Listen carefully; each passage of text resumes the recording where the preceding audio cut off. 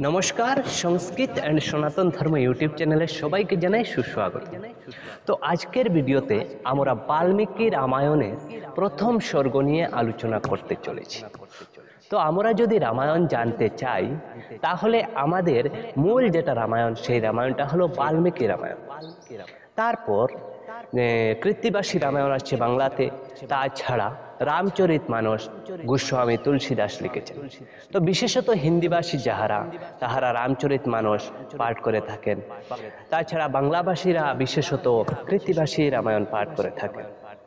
তো আমরা টিভিতে বা মোবাইলে রামায়ণের কাহিনীগুলো বিভিন্ন উপস্থাপনার মাধ্যমে সুন্দরভাবে হৃদয়ঙ্গম করতে পারি। তথাপিও যদি আমরা বাল্মীকি রামায়ণকে ভালোভাবে জানি তাহলে কিন্তু মূল যে কাহিনী, সেই কাহিনীগুলো জানতে পারবো এবং এই কাহিনীগুলো থেকে আমাদের জীবনে চলার পথে অনেক কিছু বিষয় আছে যা আমাদের জীবনে কাজে লাগবে। তো এই বাল্মীকি রামায়ণে 24,000 শ্লোক বিভিন্ন স্বর্গে বিভক্ত আছে। তো আজকে আমরা বাল্মীকি রামায়ণের প্রথম স্বর্গ নিয়ে আলোচনা করব। প্রথম স্বর্গে বাল্মীকি মুনি এবং দেবর্ষি নারদের বিষয়ে কথোপকথন আছে এবং দেবর্ষি নারদকে বাল্মীকি মুনি জিজ্ঞাসা করছেন যে এই পৃথিবীতে এমন একজন লোকের নাম বলুন আমাকে, যিনি সর্বগুণে গুণান্বিত, যিনি সব কিছু জানেন, বীর্যবান, ধৈর্যবান এবং সর্বগুণে গুণান্বিত একজন পুরুষ। তো এর উত্তরে দেবর্ষি নারদ বললেন, একজনের নাম আমি তোমাকে বলছি, যিনি হলেন রাম। তো এই কথা বলে দেবর্ষি নারদ রামের বিষয়ে যে বর্ণনা দিলেন বাল্মীকি মুনিকে, তো এই বিষয় ওই প্রথম স্বর্গে বর্ণিত হয়েছে।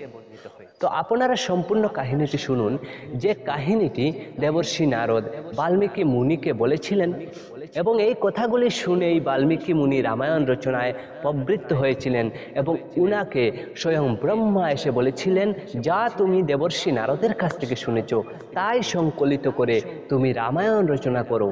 এবং এই কথা শুনে বাল্মীকি মুনি বললেন যে আমার তো সাধ্য নাই।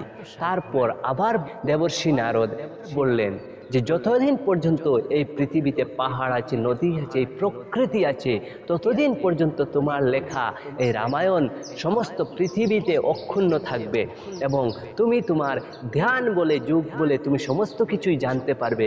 স্বয়ং ব্রহ্মার এইরূপ কথার দ্বারা বাল্মীকি মুনি প্রভাবিত হলেন এবং তিনি রামায়ণ রচনায় প্রবৃত্ত হলেন এবং তিনি বাল্মীকি রামায়ণ রচনা করলেন এবং যেটি বর্তমানে আমরা পড়ে থাকি। তো চলুন আজকে আমরা বাল্মীকি রামায়ণের প্রথম স্বর্গে কি বর্ণিত আছে সেই বিষয়ে জেনে নেই। সম্প্রতি পৃথিবীতে যথার্থ গুণবান কে আছেন বলুন তো? যথার্থ গুণবান কথাটি একটু ব্যাখ্যা করে বলুন। যিনি ধর্মপরায়ণ, সত্যবাদী, সচ্চরিত্র, লোক ব্যবহারে পারদর্শী, বিদ্যা পারঙ্গম, সমস্ত প্রাণীর হিত সাধক, সুদর্শন এবং মহাপরাক্রান্ত, যার মধ্যে সর্বগুণের সমন্বয় হয়েছে। আপনি এমন একজনের নাম জানতে চান। ঠিক তাই। তো এই কথাগুলো হচ্ছিল বাল্মীকি মুনি এবং দেবর্ষি নারদের মধ্যে। বাল্মীকি ওই নারদকে এই প্রশ্ন করেছিলেন। প্রত্যুত্তরে নারদ বললেন, মর্তে সর্বগুণের আধার একজনকেই আমি জানি। তিনি ইক্ষ্বাকু বংশজাত, রাম নামের এক রাজা। বিধাতা একত্র সর্বগুণ সমন্বয়ের বিরোধী হলেও তিনি এই একটি ব্যতিক্রম সৃষ্টি করেছেন। এমন সত্যসন্ধ, স্থিতপ্রজ্ঞ, প্রজাপ্রাণ, কৃতবিদ্য, সর্বশুভ, সর্বতভদ্র মানুষ বর্তমান বিশ্বে দুইটি নেই। বাল্মীকির আগ্রহে নারদ সংক্ষেপে রাম বৃত্তান্ত বললেন। রামের আকার আকৃতির বিবরণ দিলেন, তার বুদ্ধি বিবেচনার কথা বললেন। তিনি সদ্বক্তা, বিনয়ী, নীতিপরায়ণ, জ্ঞানী, বর্ণাশ্রম ধর্মের রক্ষাকর্তা, শত্রুনাশক, ভক্তের আশ্রয়দাতা, ধনুর্বিদ্যায় পারদর্শী, জিতেন্দ্রীয়, আরও অনেক কিছু বললেন। তিনি সাগরের মতো গম্ভীর, পর্বতের মতো ধৈর্যশীল, বিষ্ণুর মতো বলবান ও বীর্যবান, চাঁদের মতো সুন্দর, পৃথিবীর মতো ক্ষমাশীল, বিধ্বংসী আগুনের মতো তার ক্রোধ, এহেন সর্বগুণান্বিত রামের অভিষেকের আয়োজন হতেই দশরথ পত্নী কৈকেয়ী স্বামীর পূর্ব প্রতিজ্ঞা অনুসারে রামের বনবাস ও ভরতের রাজত্ব লাভের বর আদায় করেন। রথারোহণে রাম বন গমন করলে সীতা ও অনুজ লক্ষণ তার অনুগামী হয়। নিষাদরাজ গুহের সঙ্গে রামের সাক্ষাৎ হয়। শৃঙ্গরে বপুরে জাহ্নবী তীরে সারথী সুমন্তকে বিদায় দিয়ে তারা পদব্রজে ভরদ্বাজ ঋষির আশ্রমেও এসে উপস্থিত হন। ঋষির পরামর্শে চিত্রকূট পর্বতে একটি পণ্যকুটির তৈরি করে তারা বসবাস করতে থাকেন। পিতৃসত্য পালনের জন্য রাম বনবাসী হওয়ায় কাতর দশরথ মারা যান। নন্দীগ্রামে রামের পাদুকা স্থাপন করে ভরত রাজ্য পালন শুরু করেন। চিত্রকূট থেকে রাম প্রবেশ করেন দণ্ডকারণ্যে। এখানে বাসকালে তিনি 14,000 রাক্ষস নিধন করেন। ক্রুদ্ধ রাক্ষসরাজ রাবণ মারীচিকে সঙ্গে নিয়ে রামের আশ্রয়ে যান। মারীচের মায়ায় রাম ও লক্ষণকে আশ্রম থেকে দূরে সরিয়ে শকুনি জটায়ুকে হত্যা করে রাবণ সীতাহরণ করেন।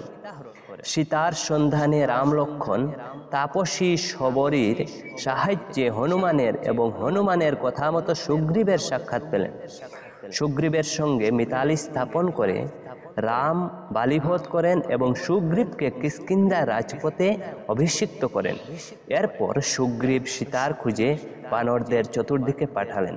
পক্ষীন্দ্র সম্পাতির পরামর্শে সমুদ্র অতিক্রম করে হনুমান রাবণের লঙ্কাপুরীতে প্রবেশ করেন ও অশোক বনে সীতাকে দেখতে পান। হনুমান সীতাকে রামের চিহ্ন দেখিয়ে আশ্বস্ত করেন। হনুমানের মুখে এই সংবাদ পেয়ে রাম সমুদ্রের কথা মতো নলের সাহায্যে সমুদ্রের উপর সেতু বাঁধলেন। সেই সেতু দিয়ে লঙ্কায় উপস্থিত হয়ে তিনি রাবণকে বিনাশ করলেন ও জানকীকে উদ্ধার করলেন। রাক্ষসপুরীতে কালযাপনে সীতার লোকোপবাদের আশঙ্কায় রাম তার প্রতি কঠোর বাক্য প্রয়োগ করলে সীতা আগুনে প্রবেশ করেন। অগ্নির বাক্যে আশ্বস্ত হয়ে রাম নিষ্কলুষ সীতাকে গ্রহণ করেন ও পুষ্পক রথ যুগে ঋষি ভরদ্বাজের আশ্রমে যান। তারপর সুগ্রীব প্রমুখ মিত্রদের সঙ্গে নন্দীগ্রামে এসে পৌঁছান। পরিশেষে নারদ ও বাল্মীকিকে শুনালেন পবিত্র রামচরিত আখ্যান শ্রবণের ফলশ্রুতি।